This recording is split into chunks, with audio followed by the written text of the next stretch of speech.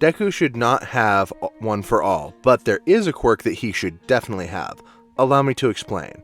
So, one of the, I guess, central pillars of My Hero Academia is the fact that Deku has access to One for All. Obviously, All Might's power that is passed down through the generations. And while that does add a lot of grandiose nature to the story, it is an excellent plot point, it ultimately ends up being a very bad point for Deku in general because he struggles so much with it.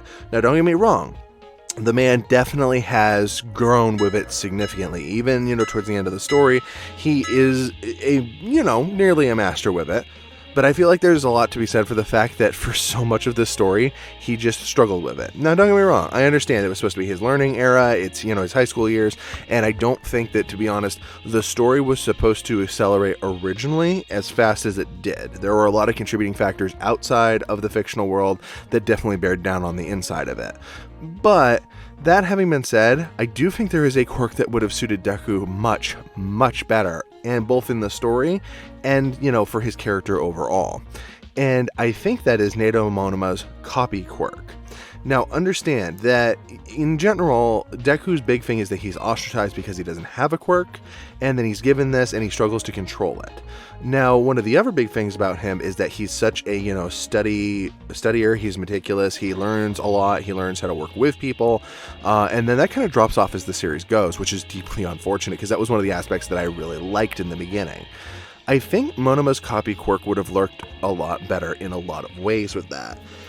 And here's the thing, it does make a lot of sense because this has been done in American comics, which you already know, My Hero borrows from quite a lot anyway. But there's this character in American comics called Mimic. He's an X-Men character. And his whole thing is that he can copy up to usually only a certain number of people around him or up to 5 people depending on the version that you're looking at. Now, that is important because the version that can copy 5 powers, very similar to Monoma's quirk, actually becomes the leader of the X-Men in his universe. And that's important because the way he does that is because his power not only offers him the abilities of multiple X-Men, but it gives him the ability to better synchronize with them. That's a big aspect of Deku's character. Remember, he's supposed to be replacing All Might, and the idea is that he's supposed to be leading a new generation. All Might's generation was all about, singularity, being the top hero above everyone else. That's not what Deku's generation is supposed to be like. Because of that, I think giving him a power that would have forced him to work more closely with people, and yes, this would have tied into things like the heteromorphic problems in the world where people are ostracized for having certain abilities, Deku could learn to walk a mile in people's shoes with that. It wouldn't be exact. I'm sure there are some quirks he couldn't copy at all, but, you tie into that idea that he could start to see the world through other people's eyes, and it offers you some more interesting dynamics for him with the class. Even putting that aside, though, it also still allows you a way in with the original story. All Might still is dying, All Might still needs to find somebody to essentially succeed him, and you could have Deku's copy quirk be the answer to that. Deku could have still run across him in the same way, but the key here is that, All Might and him realize he can copy the number one hero's power, and they can work together on training him to try and be the next one. This also makes more sense because it gets around our issue of why does Deku's body always reject, One for All. And again, that does get better throughout the series, but remember, it's kind of glossed over whether or not he can actually use 100% even at the end of the series. In most of his single, I'm out on my own Batman arc, he was only pushing, faux 100%, never the real 100%. And I feel like he was actually tapping 100% with some of the feats we've seen in this and Vigilantes, which is canon even if we don't like it. He would be doing a lot more.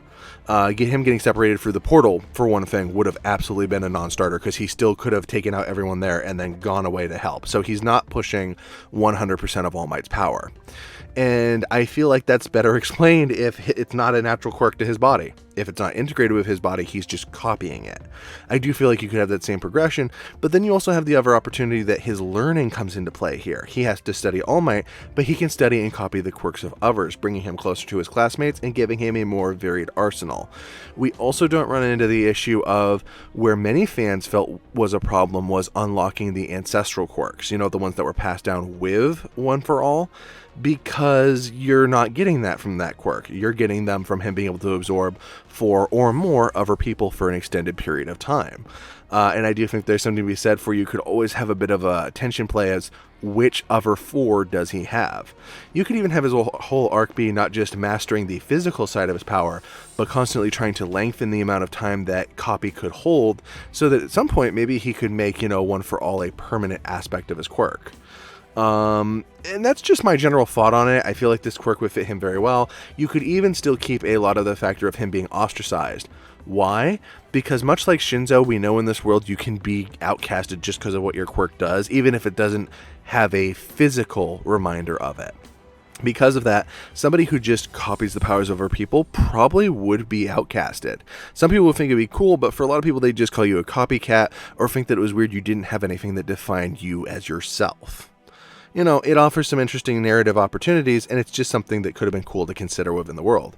But what do you think? Would he have been good with copy? And if there's any other quirks that you think Deku should have had, drop them in the comments below.